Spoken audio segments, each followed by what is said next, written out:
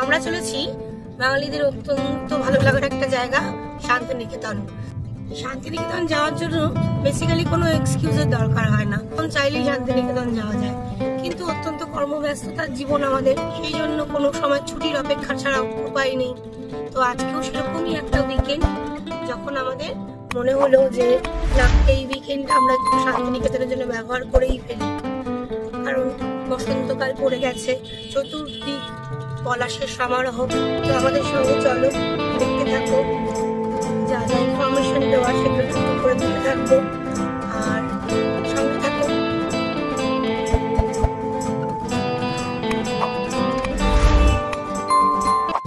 ব্যালকনিতে বসে আছি, চা খাচ্ছি, আর সুন্দর বাউল সঙ্গীতের প্রোগ্রাম চলছে। হ্যালো, নমস্কার, welcome to go at channel again. সবাইকে স্বাগত আমাদের চ্যানেলে। আজকে 1 মার্চ 2025, আজকে শনিবার, আর আমরা বেরিয়ে পড়েছি আবারও একটা লং ড্রাইভে, একদিনের একটা ট্যুর। তো আজকে আমরা যাচ্ছি কলকাতা থেকে, মানে আমাদের বাড়ি থেকে শান্তিনিকেতন। আর মোড অফ ট্রান্সপোর্ট হচ্ছে আমাদের বাহন, আমাদের কুইড নিয়ে আমরা আজকে 180 কিলোমিটার পড়ছে আমাদের বাড়ি থেকে, আর সময় দেখাচ্ছে 4.5 ঘন্টা। তো কিভাবে যাব, রাস্তার অবস্থা কিরকম, দুর্গাপুর এক্সপ্রেসওয়ের অবস্থা এখন কিরকম, সেটা 2025-এ এক্স্যাক্টলি আমাদের ভিডিওতে সেটা তোমরা দেখতে পেয়ে যাবে। অনেকেই শান্তিনিকেতন প্রায়ই যাও, ট্রেনে যাও, কিন্তু যারা গাড়ি নিয়ে যাওনি বা যাওয়ার ইচ্ছা আছে বা প্রথমবার যাবে ভাবছো, আমারও এইটা প্রথমবার নিজের গাড়িতে শান্তিনিকেতন প্রথম। তো নিজের গাড়ি চালিয়ে এই প্রথমবার শান্তিনিকেতন যাচ্ছি। অনেক ডাইভারশন আছে শুনেছি, তো এক্স্যাক্টলি কি আছে কি নেই এই 2025-এ দাঁড়িয়ে সেটা আমাদের ভিডিওতে তোমরা দেখতে পেয়ে যাবে। কত কি টোল পড়ছে সমস্ত কিছু থাকছে এই ভিডিওতে। আর আমরা দেখতে দেখতেই চলে এসেছি আজকে আমাদের প্রথম টোলগেট, বিদ্যাসাগর সেতু টোলগেটে।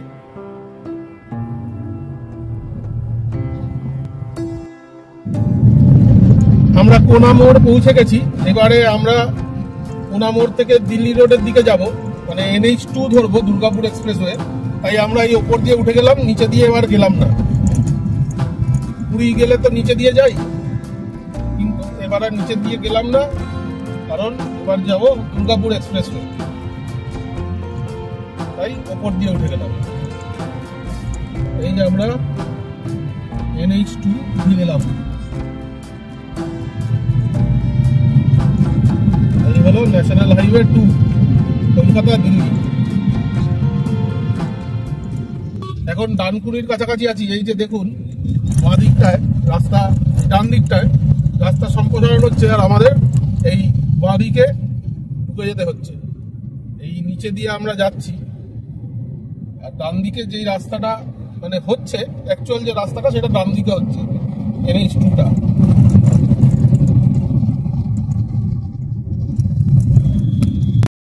আর এই রাস্তা সম্প্রসারণের জন্যই এই যে সামনে জ্যাম দেখা যাচ্ছে, এরকম জ্যাম লেগে যাচ্ছে, আর এই কারণে সময়টা অনেকটা বেশি লাগছে। মানে নর্মালি বোলপুর যেতে এই রাস্তা যদি হয়ে যায় তাহলে কিন্তু অনেক কম সময় লাগবে, যেটা আমাদের দেখাচ্ছে এখনো প্রায় 3.5 ঘন্টা সময় দেখাচ্ছে এখান থেকে। এর থেকে অনেক সময়টা অনেকটা কমে যাবে। এই যে এইখানে দেখো রাস্তার কাজ হচ্ছে। এই রাস্তা হয়ে গেলে কিন্তু দারুণ চওড়া, দারুণ রাস্তা হবে, পুরো 3 লেন, দুদিকে 6 লেন রাস্তা হয়ে যাবে। তখন আমরা আবার আসবো। হ্যাঁ, তখন আমরা আবার আসবো, আবার অন্য কোথাও যাবো এই রাস্তা দিয়েই। দ্বিতীয় টোল প্লাজা এসে গেছে, কথা বলতে বলতে এসে গেছি ডানকুনিতে। ডানকুনি টোল প্লাজা সামনে।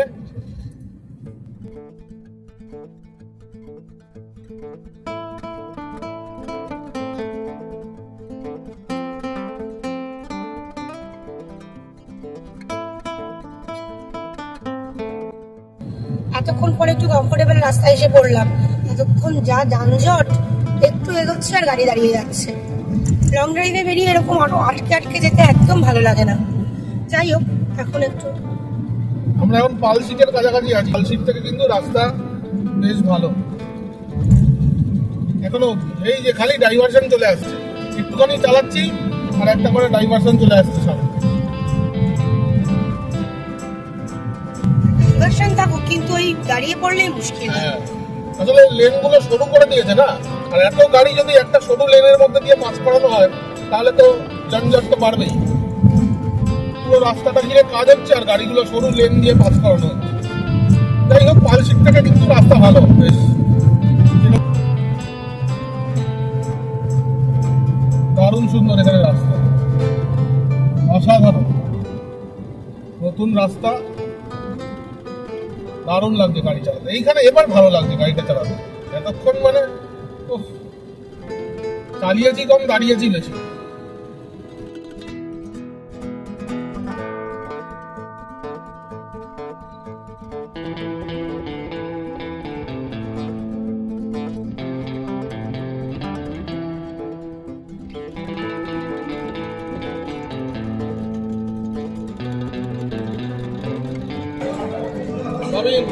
কেমন বিশাল বড় সাইজ তো।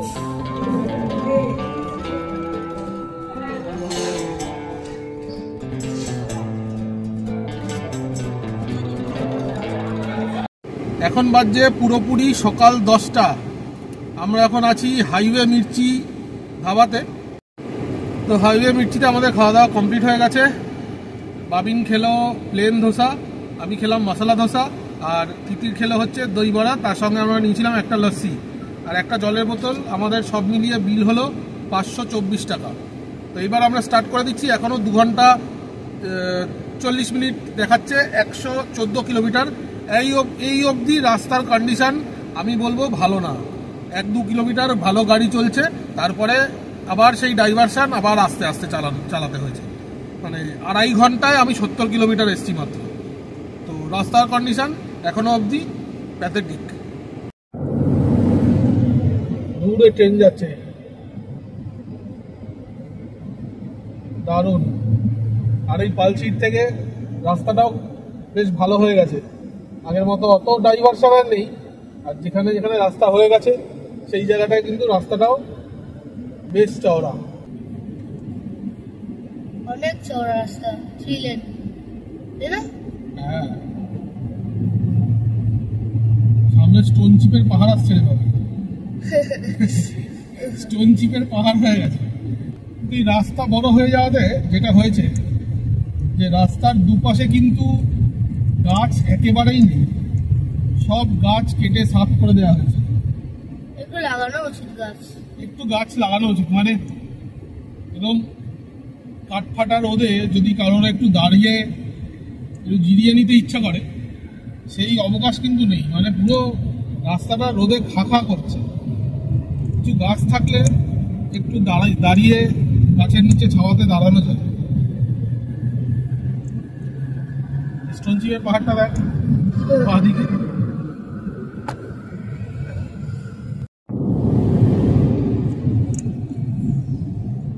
আজকে আমাদের তৃতীয় টোল প্লাজা, পালশিট টোল। কাট যা, গেট খুল যা। জায়গাটার নামটা আমার খুব ভালো লেগেছে, পালশিট।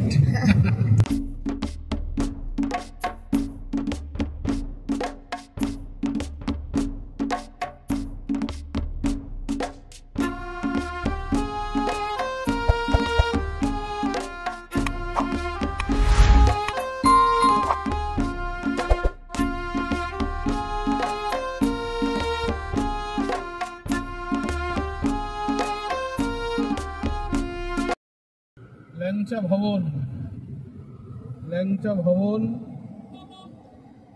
ল্যাংচা ধাম, ল্যাংচা নগর, তারপরে শুধু ল্যাংচা ধাম, ল্যাংচা ধাম,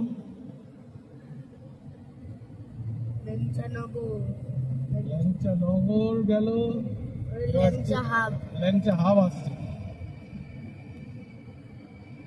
ল্যাংচা হাব, ল্যাংচা নিকেতন।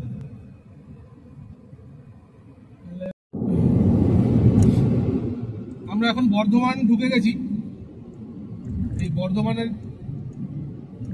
হাইওয়ের ওপরে আছি, ন্যাশনাল হাইওয়ের ওপরে। এখান থেকে আমরা আমাদের একটা গলিতে ঢুকতে হবে। মানে মনে মনে হয় নিচে দিয়ে যেতে হতো নাকি? হ্যাঁ রে বাবা, সামনে একটা রাস্তা আছে, ওইখান থেকে বাদিক ঢুকতে হতো। সামনে একটা রাস্তা আছে কিন্তু বলছে 16 মিনিট স্লোয়ার। আমরা এটা মিস করে গেছি, ঠিক আছে, রাস্তাটা মিস করে গেছি। নিচে দিয়ে ঢুকতে হবে, এই যে এইখান দিয়ে ঢুকতে হবে। এই হচ্ছে অ্যাকচুয়াল জায়গা। এইটার জন্য এতখানি ঘোরালো। আমাদের ওই পাশ থেকে ঢোকা উচিত ছিল, এই দিক থেকে, ডান দিকটা দেখা, এই যে বাসটা ঢুকছে এইখান থেকে আমাদের ঢোকা উচিত ছিল।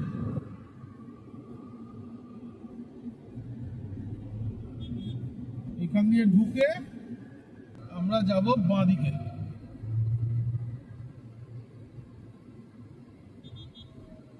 এখান থেকে বাঁ দিকে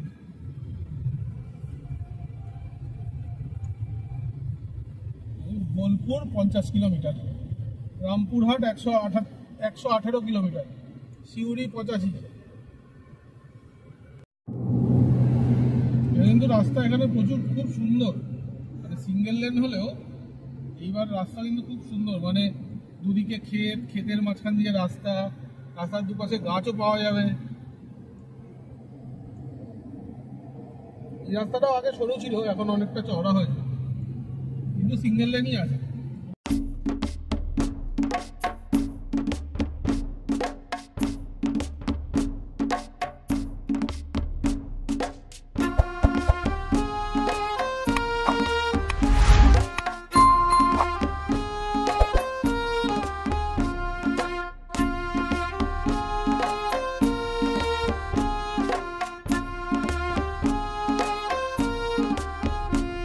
এখন বাজছে ঠিক দুপুর 1টা, আর আমরা আমাদের রিসর্টে এসে পৌঁছে গেছি। আমাদের রিসর্টের নাম হচ্ছে রাজবাড়ি রিসর্ট। ইউটিউবে এখনও রাজবাড়ি রিসর্ট নিয়ে একটা সিঙ্গেল ভিডিও কেউ খুঁজে পাবেন না, কারণ একদম নতুন রিসর্ট, কোনো ভিডিও এখনও ইউটিউবে নেই। আমি প্রথম যে রাজবাড়ি রিসর্ট নিয়ে ভিডিও আপলোড করব। আমার পরের ভিডিওতে এই রিসর্টের সম্পূর্ণ তথ্য দেওয়া থাকবে। এখন রুমে এসে পৌঁছেছি, রুমটা দেখিয়ে দিই, কারণ আমরা এখন আমি বাবিন আর তিতির এখন সুইমিং পুলে যাব একটু ঝাপাঝাপি করতে। তো সুইমিং পুলে যাওয়ার আগে তোমাদের একটু রুমটা ঝটপট এক ঝলক দেখিয়ে দিই। এই হচ্ছে রুম। এখানে দেখো তিনটে, একটা ডবল বেড, একটা সিঙ্গেল বেড, মানে ট্রিপল শেয়ারিং এর রুম এটা। খুব সুন্দর ফল সিলিং করা, এসি আছে, এদিকে টিভি ক্যাবিনেট, ওয়ার্ড্রব। এখানে আমাদের তিনজনের জন্য 3টে বটল দিয়েছে জলের, আর এখানে একটা ওয়ার্ক টেবিল দিয়েছে, এখানে একটা ওয়ার্কিং ডেস্কও আছে, সঙ্গে কেটলি, চা, দুধ সব। এই যে এখানে একটা ব্যালকনি আছে, হ্যাঁ এখানে একটা উইন্ডো আছে। উইন্ডোটা সরালে এইরকম, এখানে একটা স্লাইডিং ডোর, একটা খুব সুন্দর ছোট্ট ব্যালকনিও আছে। এই যে, যদিও খুব ছোট না, বেশ বসে আড্ডা মারা যাবে। এখানে একটা পোডিয়াম আছে, আর এই হচ্ছে পুরো রিসর্টটা। ওই যে সুইমিং পুল, আর সুইমিং পুলের ওই দিকে পার্কিং লট। তো ওভারঅল ভীষণ ভালো, ভীষণই সুন্দর। এই হলো, একটা টি টেবিল আছে, টি টেবিলও আছে, হ্যাঁ। এখন বাজছে দুপুর 3টে। আমরা এখন রাজবাড়ি রিসর্ট থেকে বেরিয়ে একটা টোটো খোঁজ করছি। আমাদের এখান থেকে সোনাঝুরি হাট আর রামশ্যাম খুবই কাছে, হেঁটেও যাওয়া যায়, কিন্তু একটা টোটো খোঁজ করছি। যদি টোটো নিয়ে চলে যাওয়া যায় তাহলে 2-5 মিনিটের মধ্যে পৌঁছে যাওয়া যাবে। তো সেটারই খোঁজ করছি, এখন হাঁটছি। এই যে পেছনে রাস্তা, এই রাস্তা দিয়ে আমাদের রিসর্ট, রাজবাড়ি রিসর্ট। দেখি একটা টোটো পেলে আমরা রামশ্যাম অবধি চলে যাব, গিয়ে রামশ্যামে লাঞ্চটা করে তারপর সোনাঝুরি হাটটা একটু ঘুরে নেবো আজকেই।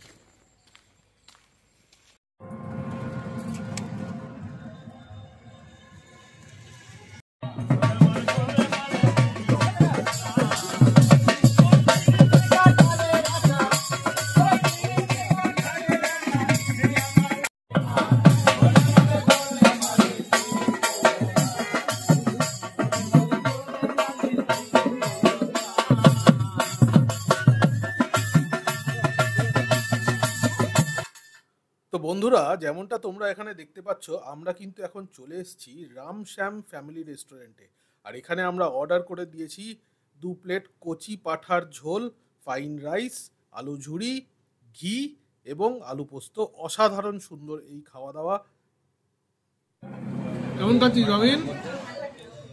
ভালো না ফাটাফাটি? ভালো, ফাটাফাটি ভালো। তুমি কেমন খাচ্ছি দাঁড়াও। আলু পোস্ত কেমন হয়েছে? খুব খুব খুব টেস্টি দিয়েছো, অনেকটা প্রচুর প্রচুর।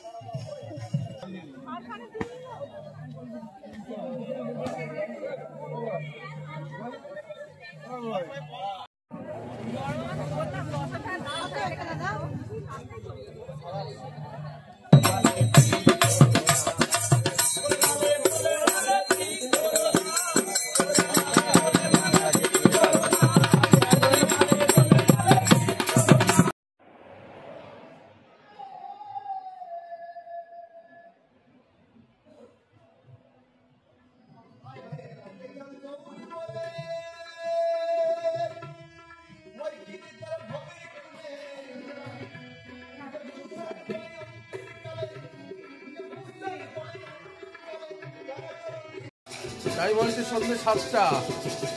এই সন্ধ্যেবেলা আমরা ব্যালকনিতে বসে আছি, চা খাচ্ছি, আর সুন্দর বাউল সঙ্গীতের প্রোগ্রাম চলছে আমাদের রিসর্টের মধ্যে। সেটা তো দেখাবই। দারুণ একটা অ্যাম্বিয়েন্স। এই যে সুইমিং পুলটাও খুব দুর্দান্ত লাগছে এখন দেখতে। আর আমরা এই ব্যালকনিতে চা খাচ্ছি আর বাউল গানের প্রোগ্রাম দেখছি।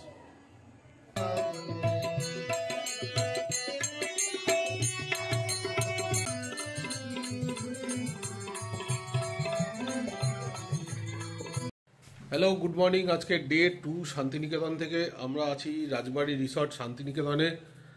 আর আজকে আমরা এখান থেকে চেক আউট করে নেবো। আমরা একদিনের ট্যুরে এসেছিলাম, আজকে এখান থেকে আমরা চেক আউট করে আমরা কঙ্কালীতলা মন্দিরে যাওয়ার ইচ্ছা আছে, আর সঙ্গে কোপাই নদীটা একটু দেখার ইচ্ছা আছে।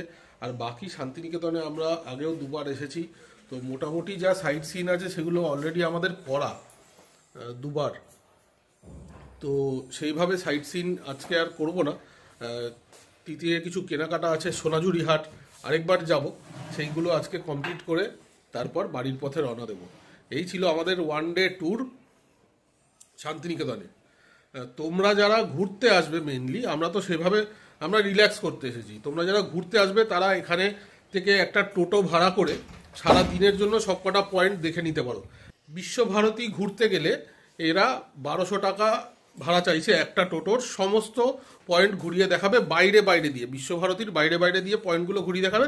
1200 টাকা চাইছে, বার্গেন করে নেওয়া যায়। আর বিশ্বভারতী ছাড়া যে বাইরের পয়েন্টগুলো, যেরকম কঙ্কালীতলা মন্দির, সোনাঝুরি হাট, কোপাই নদীর ভিউ পয়েন্ট, তারপর অমর কুটির, সায়রবীথি পার্ক, এই সমস্ত জায়গাগুলো ঘুরতে গেলে সারা দিনের জন্য টোটো পাওয়া যায়। 2500 টাকা টোটো ভাড়া চেয়েছে, কিন্তু বলেছে দাদা বার্গেন করা যেতে, আপনি বার্গেন করে বুক করতে পারেন, কোনো অসুবিধা নেই। তো এই হলো, যারা তোমরা ঘুরতে আসছো তারা এইভাবে ঘুরে দেখে নিতে পারো।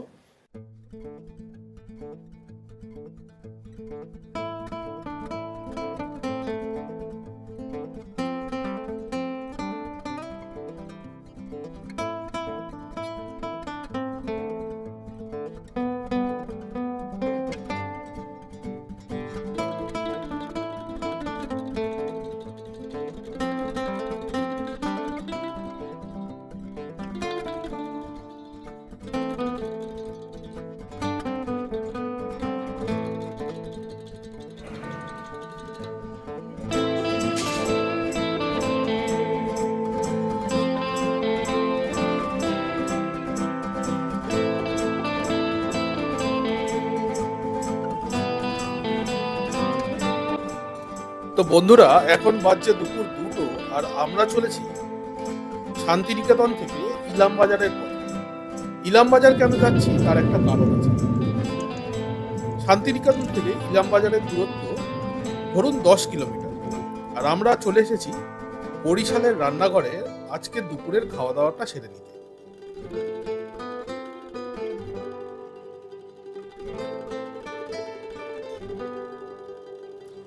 আর আজকের আমাদের খাবারের মেনুতে থাকছে দেশি মুরগির ঝোল আর মটন কষা। ইলাম বাজার থেকে আমরা এখন পানাগড় মোরগ্রাম স্টেট হাইওয়ে ধরে নিয়েছি। এই রাস্তাটা কিন্তু অনেক ভালো। বর্ধমান সিউড়ি রোডের থেকে এই রাস্তাটা দিয়ে আমরা 20 কিলোমিটার বেশি পড়ছে এই রাস্তাটা। এখন যাচ্ছি পানাগড় জঙ্গলের মধ্যে দিয়ে। এই দারুণ সুন্দর রাস্তা। এই দিকে গাড়ি নিয়ে আসলে এই রাস্তাটা দিয়ে কিন্তু বাড়ি যাওয়ার সময় এই রাস্তাটা দিয়ে যাবেন। আর পথে ইলাম বাজারে আপনারা বরিশালের রান্নাঘর বা বনলতা যে কোনো একটাই খেয়ে নিতে পারেন। যদিও বরিশালের রান্নাঘরটা আমার ওভার হাইপড বলে মনে হলো, মানে আমিও ওই বরিশালের রান্নাঘরে খাবো বলে খুব উতলা ছিলাম, কিন্তু বরিশালের রান্নাঘরে খেয়ে যেটা মনে হলো যে জায়গাটা ওভার হাইপড। এতটাও কিছু আহামরি কিন্তু নয়, মানে নর্মাল। হ্যাঁ, আমাদের এখানে 3 জনের খেতে 800 টাকা মতো বিল হয়েছে। আর সেখানেই আমরা গতকাল যেটা মানে খেয়েছিলাম রামশ্যামে, আমাদের 1200 টাকা বিল হয়েছে। রামশ্যামের খাওয়া দাওয়া কিন্তু এখান থেকে ফার বেটার ছিল, অনেক ভালো কোয়ালিটি কোয়ান্টিটি অনেক ভালো। মানে যেখানে আমাদের 2 প্লেট মটনে 3 জনের খেয়ে বেশি মনে হচ্ছিল, এখানে কিন্তু 2 প্লেটে মানে 2 জন খাওয়ার পরে 3 জনে খাওয়া যাবে না এরকম। তো কোয়ালিটিও ভালো, কোয়ান্টিটিও ভালো।